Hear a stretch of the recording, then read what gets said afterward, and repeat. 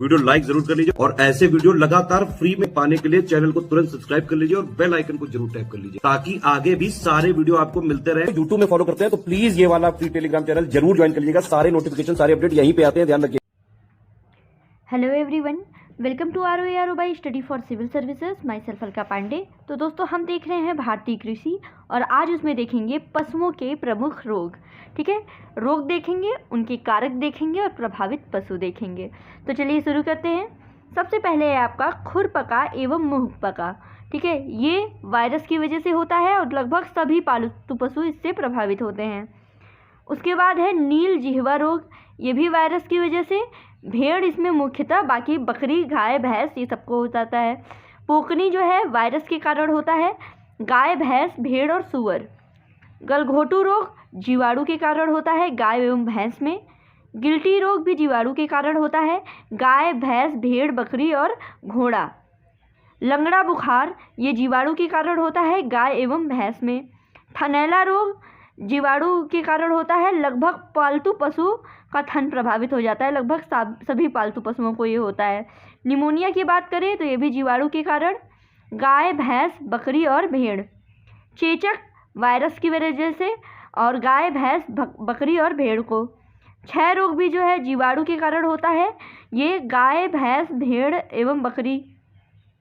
Milk feature जो है calcium की कमी से गाय में होता है। जॉन रोग जीवाणु के कारण, गाय, भैंस, बकरी, भेड़ और सुअर में। सेप्रोलेग्रिया रोग कवक के कारण होता है, मछली में। गिलरॉट रोग जो है कवक के कारण मछली में होता है। पंख एवं पूंछ सड़न रोग ये जीवाणु के कारण होता है, मछली में। संक्रमण गर्भपात जीवाणु के कारण होता है, गाय, भैंस, बकरी और सुअर में। और अफारा रोग दूषित आहार की वजह से होता है, जुगाली करने वाले पशुओं में। ठीक है, तो ये तो हो गए पशुओं। ऐसे भी ध्यान दीजिएगा, एक बार इसको एक बार इस तरीके से भी देख लीजिएगा कि वायरस की वजह से कौन कौन से रोग होते हैं। तो खुरपका, मुंहपका, नील जिह्वा रोग, पोकनी रोग और चेचक ये पशुओं में वायरस की वजह से होते हैं। जीवाणु की वजह से कौन कौन से होते हैं तो आपके गलघोटू हो गया, गिल्टी रोग, लंगड़ा बुखार, थनैला रोग, निमोनिया, जॉन रोग और पंख एवं पूंछ सड़न रोग, संक्रमण गर्भपात ये जीवाणु की वजह से होते हैं। दूषित आहार की वजह से आफरा रोग होता है और कवक की वजह से सेप्रोलेग्रिया और गिलराट। ठीक है, और कैल्शियम की कमी की वजह से मिल्क फीचर होता है जो कि गाय में होता है। ठीक है, तो ये रहे आपके पशुओं के प्रमुख रोग। आगे बढ़ते हैं, आगे देखते हैं मुर्गियों के प्रमुख रोग। ठीक है, मुर्गियों के प्रमुख रोग तो सबसे पहले है आपका रानीखेत। एग्जाम में ये वाला तो पूछा गया है। रानीखेत ये मुर्गियों में लगने वाला रोग है। इसका कारक है वायरस जनित है, संक्रामक एवं भयंकर रोग ये होता है। और F1 टीका, R2V टीका। फाउल कालरा जीवाणु जनित होता है, इसमें वैक्सीन या सीरम का प्रयोग। फाउल पॉक्स जो होता है ये भी वायरस जनित होता है। चेचक टीका त्वचा पर छाले आ जाते हैं।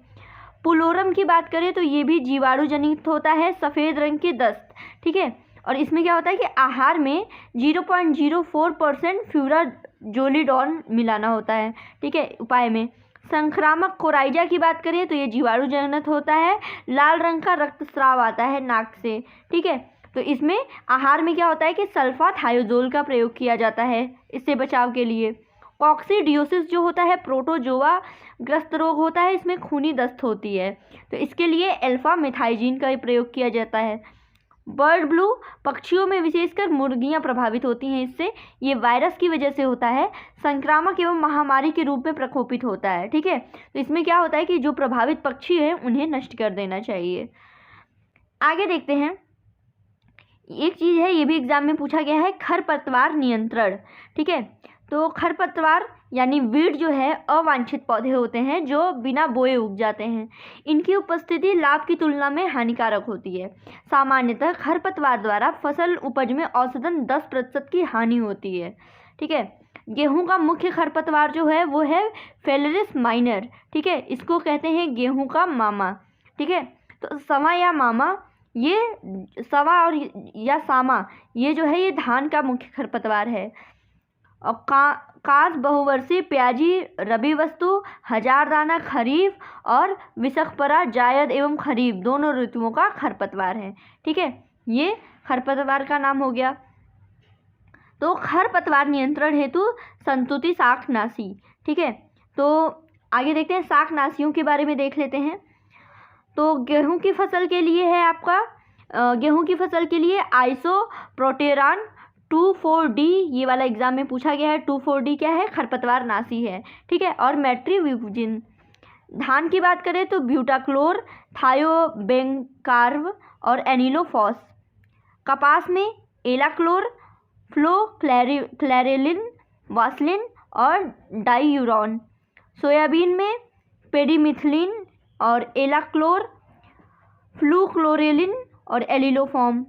आलू के लिए सैंकौर, गॉल, पेंडिमिथिलिन। गन्ने के लिए एलाक्लोर, एट्रोजिन, MCPA, सिमजिन और 2,4-D। मक्का के लिए एट्रोजिन, सेमेजिन, एलाक्लोर और चना मटर मसूर के लिए फ्लूक्लोरेलिन, पेंडिमिथिलिन, एलाक्लोर, लाइन्यूरोन।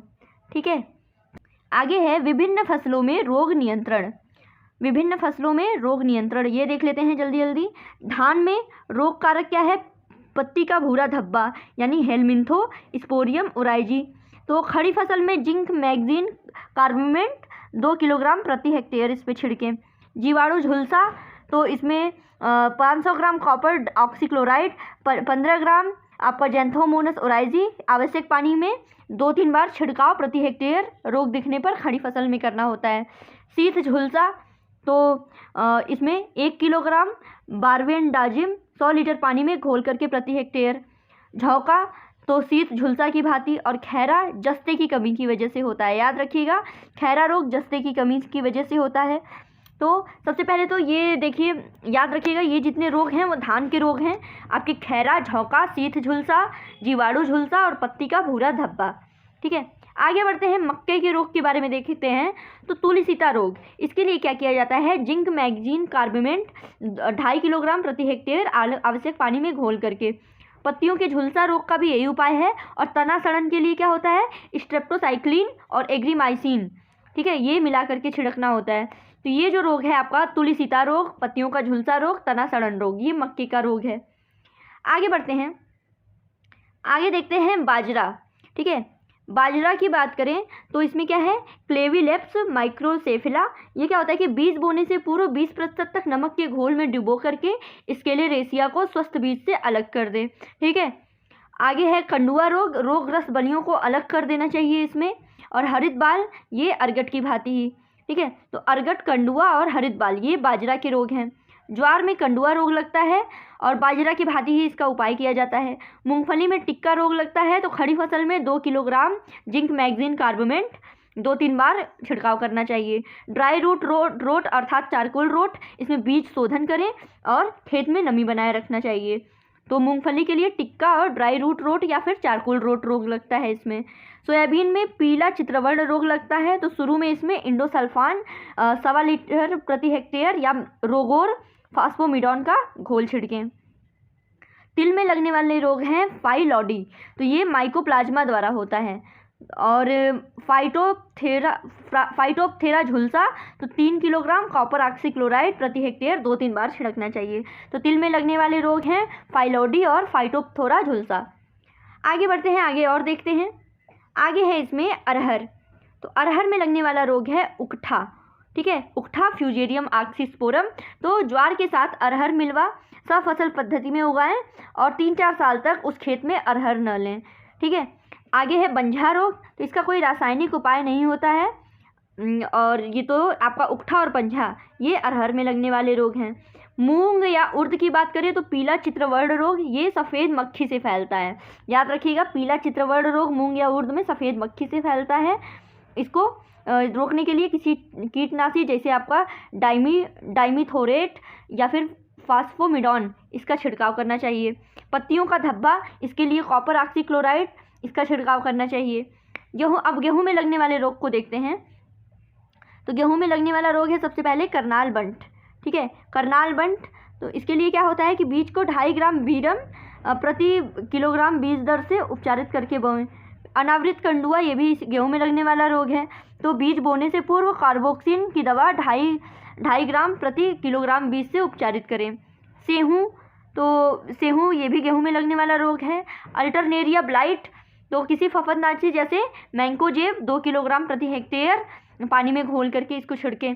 गिरुई या रतुआ, झुलसा की भांति उपाय करना चाहिए, और झुलसा भी गिरुई की भांति इसमें उपाय करना चाहिए। तो आपका झुलसा हुआ, गिरुई, रतुआ, अल्टरनेरिया ब्लाइट, सेहूं, अनावृत कंडुआ और करनाल बंट, ये गेहूं में लगने वाले रोग हैं। ठीक है, अब जौ की बात कर लेते हैं। देखिए जौ में क्या है कि आवृत कंडुआ, ठीक है, आवृत कंडुआ रोग लगता है और 2.5 ग्राम थीरम प्रति किलोग्राम बीजोपचार से। और पत्ती का धारीदार रोग जो है ये इसको आवृत कंडुआ की भांति इसका उपचार करना चाहिए। तो आवृत कंडुआ और पत्ती का धारीदार रोग ये जौ के रोग हैं।